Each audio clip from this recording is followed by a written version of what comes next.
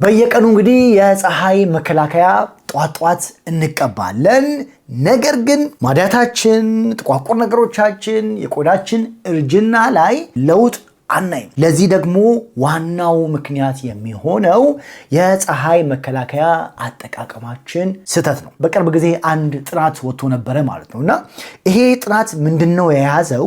አብዛኞቻችን የምንጠቀመው የፀሐይ መከላከያ መጠን ከሚያስፈልገው 25%ን ብቻ ነው። 70% የሚሆን የፀሐይ መከላከያ መጠን አንጠቅም። እኔ ጋር እንግዲህ ለማዲያት ለጥቋቁር ነገሮች ወስተረፈ ሰዎች እኔን ለማማከር ይደውላሉ።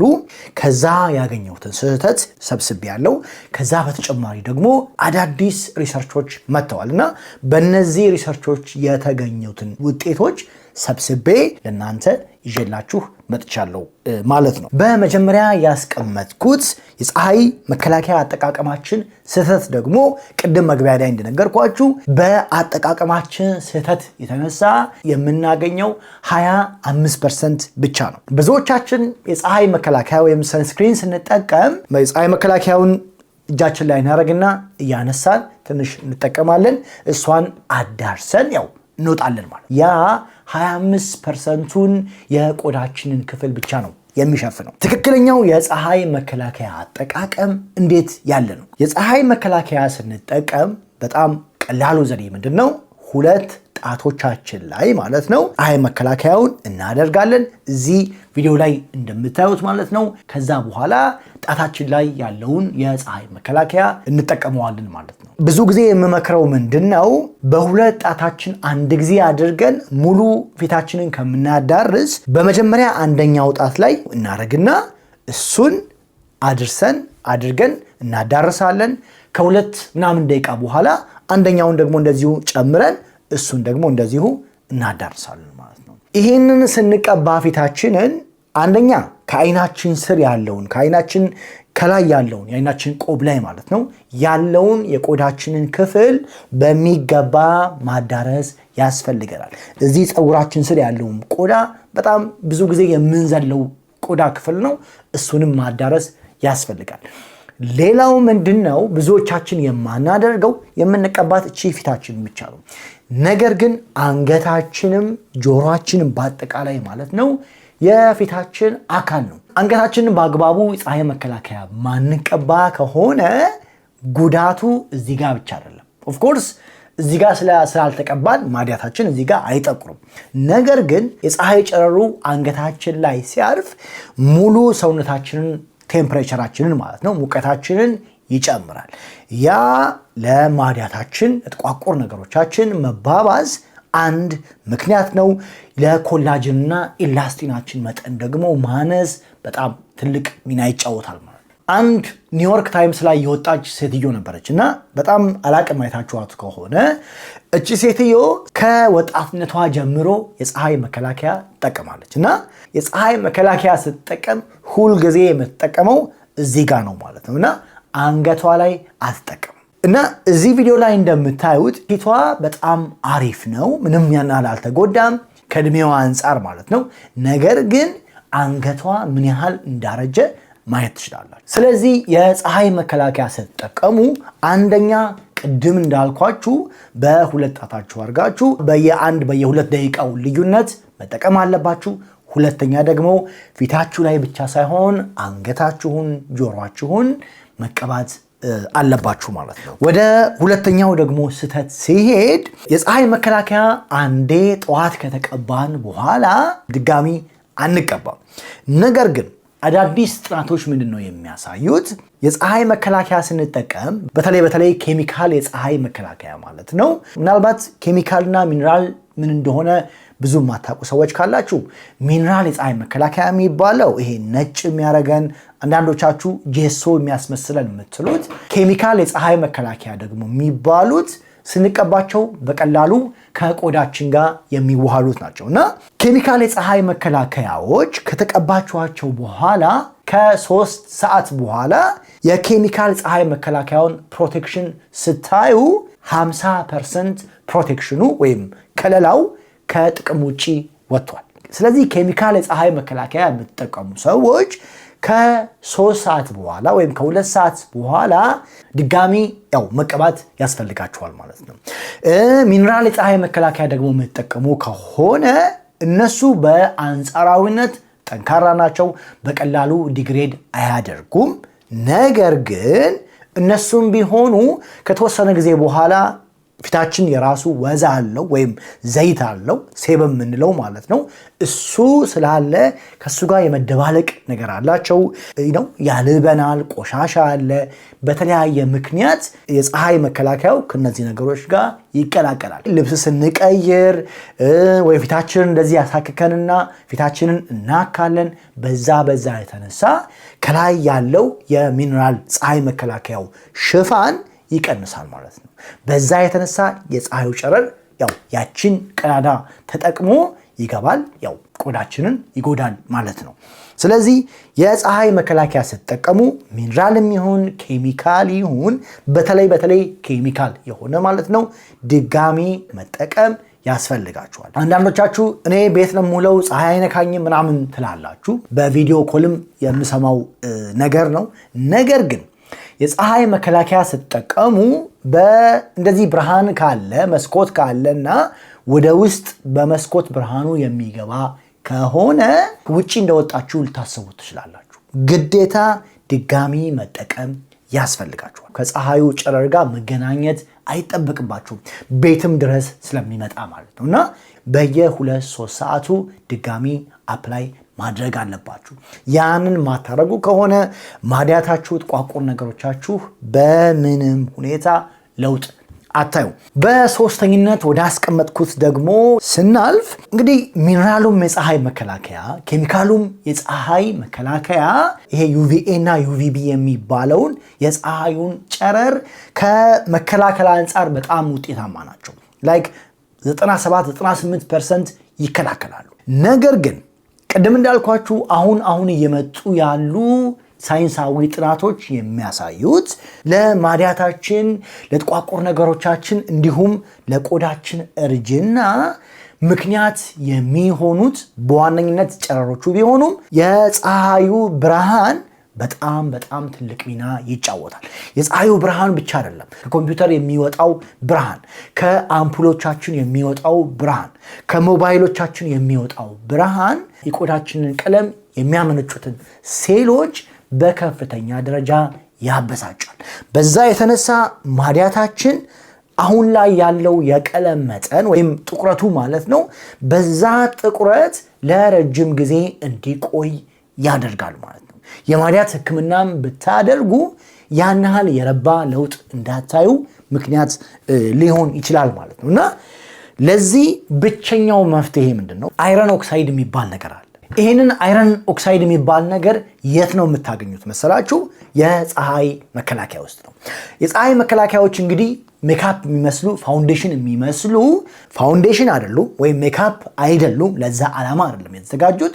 የፀሐይ መከላከያ ሆነው ከተለያየ ቆዳ ጋር ላይክ ማች እንዲያደርግ ተደርጎ የተሰሩ የፀሐይ መከላከያዎች ናቸው። እነዚህ ቲንትድ የፀሐይ መከላከያ ውስጥ ያለው ይሄ አይረን ኦክሳይድ ነው ማለት ነው። ከአምፑሎቻችን ከኮምፒውተሮቻችን ወስተረፈ የሚመጣውን ብርሃን መከላከል የሚችለው ብቸኛ ንጥረ ነገር። በቅርብ ጊዜ አንድ ጥናት ተካሂዶ ነበረ ማለት ነው። እና ይሄ ጥናት 42 ማዲያት ያለባቸው እህቶች ላይ የተደረገ ጥናት ነው። እና በጥናቱ ላይ ምንድነው የተደረገው መሰላችሁ? እነዚህን 42 ማዲያት ያለባቸውን እህቶች ለ5 ወር የተለመደውን ኖርማሉን የፀሐይ መከላከያ እንዲጠቀሙ ተደረገ። ከዛ በኋላ ከ5 ወር በኋላ ማዲያታቸው በተለያየ ካሜራ በተለያየ መሳሪያ ያው ታየ ማለት ነው። ሲታይ በጣም ትንሽ የሆነ ለውጥ አምጥቷል ከ5 ወር በኋላ። ከዛ በኋላ ለሚቀጥለው ደግሞ 5 ወር ይሄኛውን የፀሐይ መከላከያ ተውትና አሁን ያልኳችሁን ቲንትድ የሆነውን አይረን ኦክሳይድ ያለውን ማለት ነው ለ5 ወር እንዲጠቀሙ ተደረጉ ማለት ነው። ከ5 ወር በኋላ አሁንም ማዲያታቸው ተመልሶ ሲታይ የሚገርም ለውጥ አሳይቷል ማለት ነው። እዚህ ቪዲዮ ላይ የምታዩት ፎቶ ከጥናታዊ ጽሑፉ ላይ የወሰድኩት ነው። ስለዚህ ማዲያት ያለባችሁ እህቶች ቲንትድ የሆነ የፀሐይ መከላከያ መጠቀም ያው ግድ ነው ማለት ነው። በነገራችን ላይ ማዲያት ካለ፣ ጥቋቁር ነገሮች ካሉ፣ የቆዳ እርጅና ካለ ወጥ የሆነ የጠዋትና የማታ ሩቲን እንዲኖራችሁ የምትፈልጉ ከሆነ ምንም ብዙ ደጋግማችሁ ማሰብ አያስፈልጋችሁም። እኔ ጋር በቪዲዮ ኮል የሚያስፈልጓችሁን ነገሮች ማዘጋጀት እንችላለን። ከስር የዋትሳፕ ቁጥር ያለ፣ በዛ ደውሉልኝ፣ ያው እንገናኛለን ማለት ነው። ወደ አራተኛው ደግሞ ስህተት ስመጣ አሁን ካልኩት ጋር ትንሽ የሚቀራረብ ነው።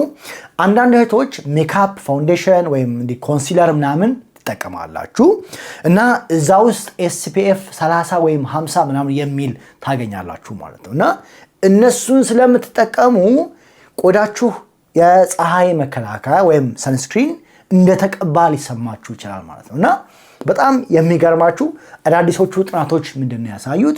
አንድ ሰው ለምሳሌ አንድ ኮንሲለር የምትጠቀም እህት SPF 30 የሆነ ኮንሲለር ብትጠቀም አንደኛ የፀሐይ መከላከያ ከምትጠቀመው መጠን ኦልሞስት 1/4 ነው የምትጠቀመው ኮንሲለር ሲሆን ማለት ነው።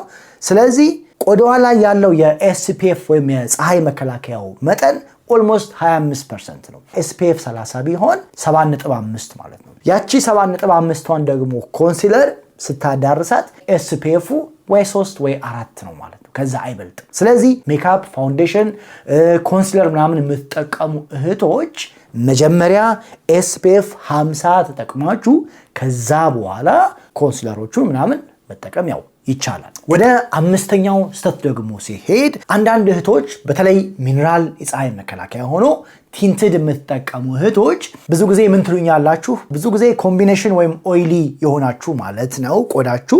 ቲንትድ የፀሐይ መከላከያ ስንጠቀም ፊታችን ላይ የተወሰነ ብጉር የሚመሳሰሉ ነገሮች ይወጣሉ እና ብጉሮቹ ደግሞ ያው ጠባሳ ጥለው ያልፋሉ። ፖስት ኢንፍላማቶሪ ሃይፐር ፒግመንቴሽን ይሆናሉ ማለት ነው። እያለ ያው ለማዲያት ራሱን የቻለ ምክንያት ሊሆን ይችላል። እውነት ነው። ለዚህ ምክንያቱ ምንድነው? የሚነራል የፀሐይ መከላከያው ከላይ ስለሚቀመጥ ቆዳችሁን ሙሉ በሙሉ ይዘጋዋል እና ሲዘጋው ወዛችሁ ደግሞ ወይም ኦይላችሁ ወይም ሴበም የምንለው ማለት ነው እሱን ውስጥ ስለሚያስቀረው ውስጥ ደግሞ ታፍኖ ሲቀር እዛ ኢንፍላሜሽን ይፈጥራል። ከዛ ብጉር ይመጣል እያለ ያው ቅድም እንዳልኳችሁ ፖስት ኢንፍላማቶሪ ሃይፐር ፒግመንቴሽን ያመጣል ማለት ነው። እንደዛ እንዳይሆን ማታ ቲንትድ የፀሐይ መከላከያ የምትጠቀሙ እህቶች በማይሴል ውሃ መጀመሪያ ፊታችሁን ታጸዱና ከዛ በኋላ በዋናው መታጠቢያ ደግሞ ትታጠባላችሁ ማለት ነው። ደብል ክሊንሲንግ የሚባለው ማለት ነው። እና ያን የምታደርጉ ከሆነ ያው ብጉርም አታወጡም፣ የፀሐይ መከላከያችሁን በደንብ ትጠቀሙታላችሁ ማለት ነው። ወደ ስድስተኛው ደግሞ ስንመጣ የፀሐይ መከላከያ ስንጠቀም ብዙ ጊዜ ማለት ነው አንስተን እናረጋለን፣ ያው እንጠቀማለን፣ እንወጣለን። ነገር ግን የፀሐይ መከላከያ ዋናው ፊልተር የሚያደርጉት ወይም የሚከላከሉት ነገሮች ማለት ነው የፀሐይ መከላከያው ከስር ነው የሚዘቅጡት እና እነዛን የዘቀጡ ነገሮች እንደዚህ አድርገን በጥብጠን መቀላቀል አለብን። ካልሆነ እነሱ ከስር ይሆናሉ። ከላይ የምንጠቀመው እነሱ የተዋሃዱበትን ነገር ነው እንጂ የምንጠቀመው እነሱን አናገኛቸውም ማለት ነው። ምናልባት የፀሐይ መከላከያው ሲያልቅ ምናምን ልናገኛቸው እንችላለን። ስለዚህ የፀሐይ መከላከያ በየቀኑ ስትጠቀሙ ሼክ የማታረጉት ከሆነ በቂ የሆነ የፀሐይ መከላከል አታገኙም ማለት ነው። በሰባተኝነት ያስቀመጥኩት ደግሞ ስህተት ምንድነው? እንዳወራሁት የትኛውም የፀሐይ መከላከያ 100% አይከላከልም። ምናልባት 98 ወይም በጣም ቢበዛ 99% ቢሆን ነው። ስለዚህ እቺን ወይ 1 ወይ 2% ቀላል የምትመስለውን ማለት ነው የፀሐይ ጉዳት ለመቀነስ ወይም ያንን ለመሸፈን ግዴታ ከፀሐይ መከላከያው በፊት አንቲኦክሲዳንት የሚባሉ ነገሮች መጠቀም ያስፈልገናል። እነማን ናቸው? ኒያሲናማይድ፣ ቫይታሚን ሲ በተለይ ፌሎሪክ አሲድ ያለበት ምናምን ከሆነ ለፀሐይ መከላከያው ድጋፍ ስለሆኑ የፀሐይ መከላከያው አንደኛ ቶሎ አይበላሽም፣ ሁለተኛ ደግሞ የፀሐዩ ጨረር የሚሆን ሙቀቱ ከሰንስክሪኑ ቢያልፍ እንኳን ቆዳችን ላይ የሚያደርሰው ጉዳት ያን ያህል ጠንካራ እንዳይሆን ያደርጋል ማለት ነው። ጧጧ ስትቀቡ ምንድነው የምታረጉት? በተለይ ደግሞ ማዲያትና ጥቋቁር ነገሮች ያሉባችሁ እህቶች ማለት ነው መጀመሪያ ትታጠባላችሁ። ከዛ በኋላ እንዳልኳችሁ ኒያሲናማይድ፣ ቫይታሚን ሲ ምናምን ትቀባላችሁ። ከዛ ሞይስቸራይዝ ታደርጉና ወዲያው አትቀቡም። 4-5 ደቂቃ ትጠብቃላችሁ። ሞይስቸራይዘሩ ወይም የፊት ማርጠቢያችሁ ከደረቀ በኋላ የፀሐይ መከላከያውን ትቀባላችሁ ማለት ነው። ወደ መጨረሻው የፀሐይ መከላከያ አጠቃቀም ስህተት ደግሞ ስንሄድ SPF 30 ሚሆን 50 ሚሆን 100 ሚሆን ያን ያህል ዲፍረንስ የላቸውም። SPF 30 ስትጠቀሙ ለምሳሌ 97%ን የፀሐይ ጨረር ይከላከላል። SPF 50 ሲሆን ደግሞ 98%ን ይከላከላል። SPFን ደግሞ 100 ብታደርጉት 100% አይሆንም። 98 ወይ 99% ቢሆን ነው እና ዋናው ማተኮር ያለባችሁ SPF 50 ወይ 160 መሆኑ ሳይሆን በየቀኑ መጠቀማችሁ ነው። ምርጥ የፀሐይ መከላከያ ኖሯችሁ በጣም ጽድት ያለ ፀሐይ መከላከያ ማለት ነው በሳምንት 3 ቀን ከምትጠቀሙ ያን ያህል ብለው ያልተካበደ የፀሐይ መከላከያ ነገር ግን በየቀኑ መጠቀማችሁ ነው እንጂ ዋናው የፀሐይ መከላከያው ኳሊቲ አይደለም። ኦፍ ኮርስ ኳሊቲው ምንም ጥያቄ የለው ትልቅ ነገር ነው። ነገር ግን የፀሐይ መከላከያውን በየቀኑ መጠቀማችሁ ትልቁን ሚና ይጫወታል ማለት ነው። የፀሐይ መከላከያን በተመለከተ የምንሰራው ስህተት እነዚህን ይመስላሉ። እነዚህን ስህተቶች ባለመስራት ቆዳችሁ በአግባቡ የፀሐይ ፕሮቴክሽን ወይም መከላከል እንዲኖረው ማድረግ አለባችሁ።